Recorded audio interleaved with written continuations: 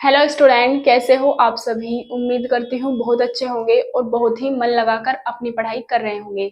मैं प्रिया स्वागत करती हूँ आपका आपके यूट्यूब चैनल प्री 10 क्लासेस में, जहाँ पर हम पढ़ रहे हैं आज क्लास 10th का साइंस का चैप्टर नंबर 12। चैप्टर का नाम है विद्युत धारा के चुंबकीय प्रभाव और आज ये चैप्टर स्टार्ट हुआ है पार्ट नंबर फर्स्ट। पहली ही वीडियो है इस चैप्टर की फिजिक्स के। मैंने इससे पहले आपको विद्युत वाला चैप्टर भी करा दिया है और मानव नेत्र, मतलब पिछले सारे चैप्टर हो चुके हैं। फिजिक्स का लास्ट चैप्टर हमारा बचा हुआ है। इसके बाद एक चैप्टर हमारा पर्यावरण का आएगा और उसके बाद हमारी चल जाएगी बायोलॉजी। केमिस्ट्री फिजिक्स की प्लेलिस्ट बनी हुई है। अगर आप चैनल पर नए आए हो तो प्लीज सारी वीडियोस को देख लीजिए क्रम से और अपना नोटबुक में वर्क भी कर लीजिए। चैनल पर नए हो तो सब्सक्राइब जरूर कर लेना और वीडियो को लाइक करना नहीं भूलना।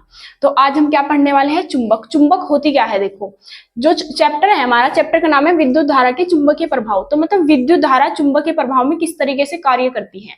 तो उससे पहले सबसे पहले तो हमें चुंबक पता होने चाहिए। चुंबक होती क्या है। बचपन में सबने चुंबक के साथ खेला होगा, मतलब सबने चुंबक देखी है। ऐसा कुछ नहीं है कि चुंबक कोई जानता नहीं है। जो चुंबक है हमारी, इसे इंग्लिश में क्या बोलते हैं, मैग्नेट बोलते हैं। चुंबक जो होती है हमारी प्रकृति में पाए जाने वाले ऐसा पदार्थ है जो अपनी प्रकृति में, जो उसमें जो चुंबक में प्रकृति होती है, ऐसी प्रकृति वाले पदार्थों को अपनी ओर या तो आकर्षित करेगी या फिर क्या करेगी, प्रतिकर्षित। आपने देखा होगा कि चुंबक जो होती है चुंबक पे भी चिपक जाती है और लोहे पे भी चिपक जाती है। तो उसके बारे में हम डिटेल में जानेंगे। फिर चुंबक के प्रकार जानेंगे, चुंबक कितने प्रकार की होती है, दंडाकार चुंबक, वृत्ताकार चुंबक और नाल चुंबक, इसके बारे में पढ़ेंगे। फिर चुंबक के गुण पढ़ेंगे और फिर इसमें मतलब इतना ज्यादा इंपॉर्टेंट चीजें तो नहीं है इसमें, जैसे कि फ्लेमिंग के बाएं हाथ का नियम, फ्लेमिंग के दाएं हाथ का नियम। इस चैप्टर का बहुत इंपॉर्टेंट टॉपिक है ये। और पहले उससे पहले हम इसकी बेसिक जान लेते हैं। तो अब हम चुंबक के बारे में जानेंगे। तो चुंबक क्या होती है। चुंबक की खोज किसने की थी। जो चुंबक की खोज थी ना, ये मतलब एक लड़का था, मतलब वो कहानी आपने पढ़ी होगी छोटी क्लासों में, बहुत ज्यादा बुकों में लिखी रहती है। एक छोटा लड़का था, मतलब वो जाता है मतलब खेतों में, अपने जो पशु है उन्हें उन्हें चराने के लिए जाता है। तो वहां पे जैसे वो जाता है, जूते पहने रखता है वो, ऐसे ही मतलब जो लोहे की कील होती है जिसमें, तो एक पत्थर होता है बड़ा सा, उस पे जैसे ही वो पैर रखता है तो उसका पैर वहीं पे चिपक जाता है। तो वो देखता है कि मेरा पैर इस पे चिपक गया, तो ऐसे ही जूते उसमें से निकाल के गाँव में चला जाता है कि इसमें भूत आ गया है और इसमें इस तरीके से चिपक रहा है। तो फिर लोग देखते हैं कि जो ये पत्थर है ये एक विशेष चीज को ही चिपका रहा है, मतलब जो लोहा है या लोहे वाली पदार्थ बने हुए हैं उन्हीं को अपने ओर चिपकाता है। तो उस तरीके से चुंबक की खोज हुई थी कि चुंबक है ये, कि इस पदार्थ का नाम चुंबक रखा गया। तो जो वो लड़का था उसका नाम था मैग्नस। तो इसी वजह से इसका नाम क्या रखा गया था, मैग्नेट रखा गया था उसी लड़के के नाम पर। उस स्थान का नाम भी मैग्नस ही था शायद, ऐसा कुछ इस टाइप से। तो इसलिए इसका नाम हमने क्या रखा था, मैग्नेट रखा था जब इसकी खोज हुई थी। तो अब हम इसके बारे में पढ़ लेते हैं, चुंबक होता क्या है। तो इसमें लिखेंगे हम, चुंबक प्रकृति में पाए जाने वाला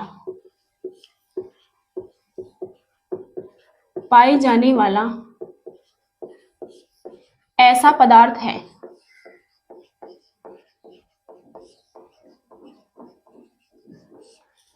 ऐसा पदार्थ है।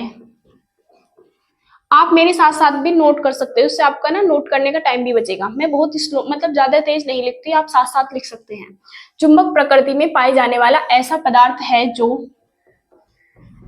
अपने जैसी अपनी अपने जैसी वस्तुओं को अपनी ओर आकर्षित अथवा प्रतिकर्षित करता है। आकर्षित अथवा प्रतिकर्षित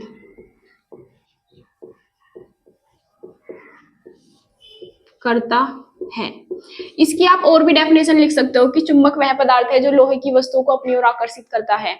इस तरीके से भी लिख सकते हैं। तो अपनी ओर आकर्षित अथवा प्रतिकर्षित करता है। चुंबक के आकार, मतलब चुंबक अनेक आकार के हो सकते हैं, अनेक प्रकार के हो सकते हैं। चुंबक अनेक प्रकार की होती हैं।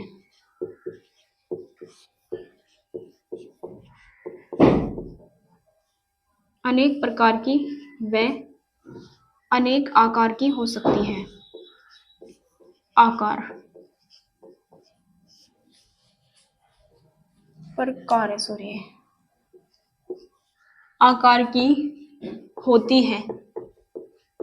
अब हम देखेंगे एग्जाम्पल में किस तरीके से आकार और मतलब प्रकृति है उनकी चुंबक की। नंबर फर्स्ट है हमारी दंड चुंबक। दंड चुंबक ये आपके स्कूल में भी आपने देखी होगी, या फिर इसे क्या बोलते हैं, छड़ चुंबक। छड़ चुंबक मतलब छड़ के आकार में। तो इसका आकार होता है इस टाइप से।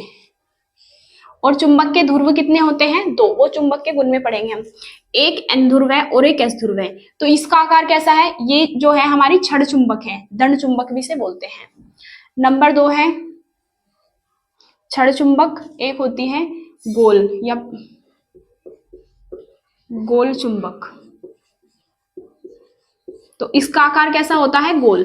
तो इसमें हम एन ध्रुव एस ध्रुव ऐसे नहीं पहचान सकते एकदम, ये गोल आकार की होती है। नंबर 3 एक होती है हमारी नाल चुंबक। नाल चुंबक।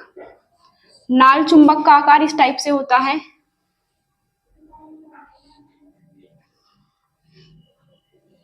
ये हमारी नाल चुंबक है। एक एन ध्रुव होता है और एक एस ध्रुव, ये मतलब इक्वली होती है इस टाइप से।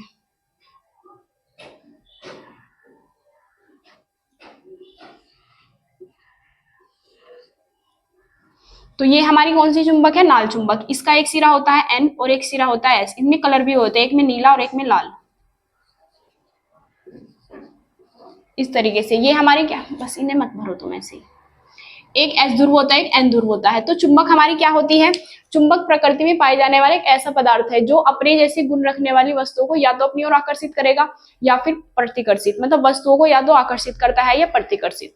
तो जो अपनी वस्तु मतलब जो अपनी ओर आकर्षित करता है जिन वस्तुओं को, तो उन वस्तुओं में क्या होता है, उन्हें आकर्षित करने की क्षमता होती है। मतलब लोहा, निकेल, इस तरह के पदार्थ होते हैं, चुंबकीय गुण रखते हैं जो।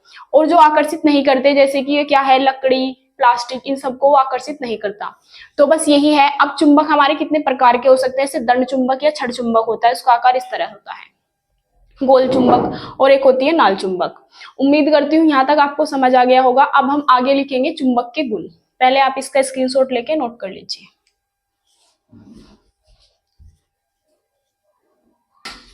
अब हम आगे देखते हैं चुंबक के गुण। तो इसमें क्या लिखेंगे, चुंबक के निम्न गुण हैं। चुंबक के निम्न गुण हैं।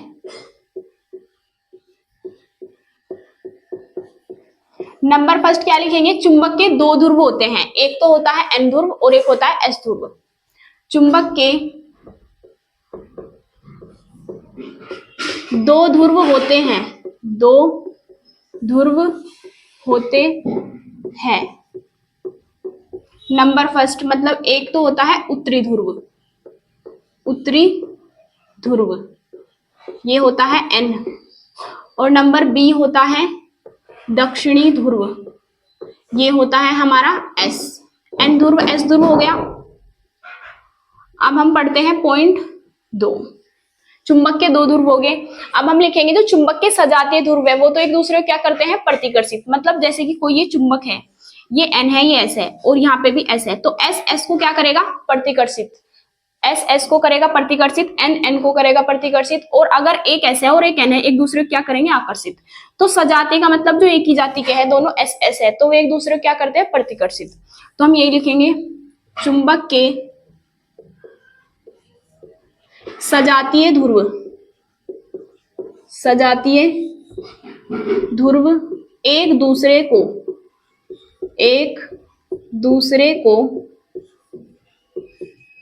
प्रतिकर्षित तथा विजातीय ध्रुव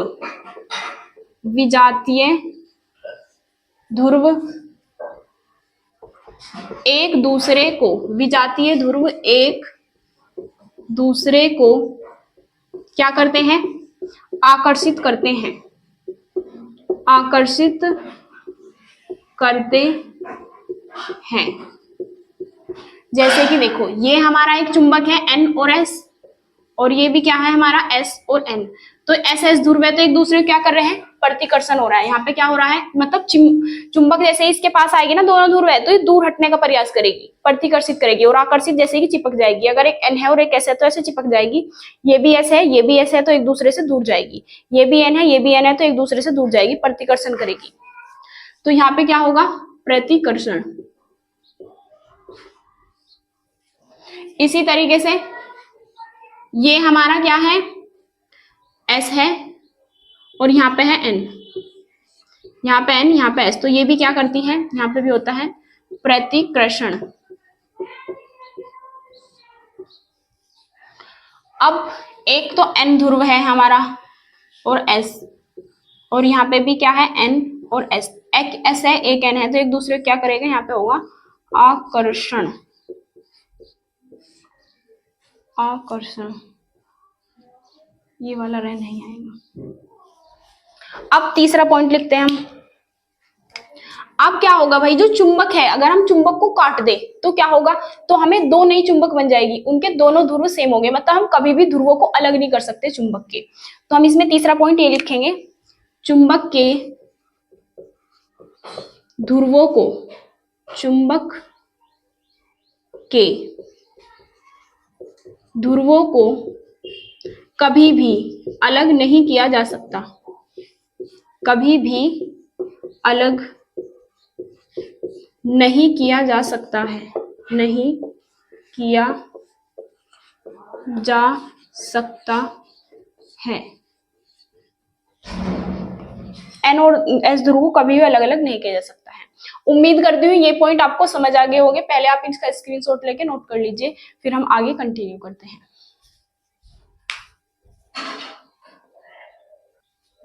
अब हम आगे लिखते हैं number fourth point. Fourth point क्या है, अगर हम किसी चुंबक को काटते हैं तो हमें दो नए चुंबक प्राप्त हो जाते हैं और जिनमें दोनों ध्रुव होते हैं। तो हम लिखेंगे चुंबक को काटने पर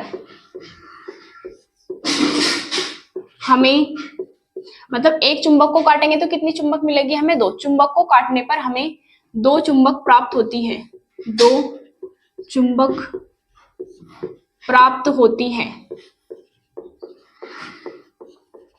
जिनमें प्रत्येक में, मतलब दोनों में जो है प्रत्येक में एन व एस ध्रुव पाए जाते हैं, एन व एस ध्रुव पाए जाते हैं, पाए जाते हैं।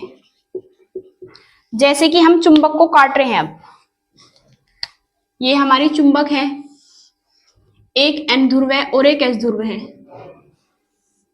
अब हमने इसे बीच में से क्या कर दिया, कट कर दिया, तो हमें दो चुंबक प्राप्त होगी।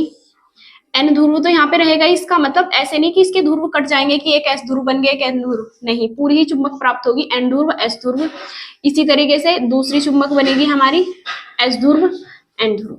तो चुंबक को काटने पर हमें नई चुंबक प्राप्त होती है जिसमें दोनों ध्रुव पाए जाते हैं, एन ध्रुव भी एस ध्रुव भी। अब हम लिखेंगे पांचवा पॉइंट, जो चुंबक है वहां जो ध्रुवों पर है, जो इसके ध्रुव है एन ध्रुव या एस ध्रुव, तो यहाँ पे चुंबकीय गुण अधिक दिखाती है और बीच में क्या दिखाती है, कम। तो एक पॉइंट हम ये लिख लेते हैं, चुंबक के ध्रुवों पर चुंबकीय गुण अधिक, चुंबकीय गुण अधिक तथा चुंबक के बीच में, चुंबक के बीच के क्षेत्र में, चुंबक के बीच के क्षेत्र में चुंबकीय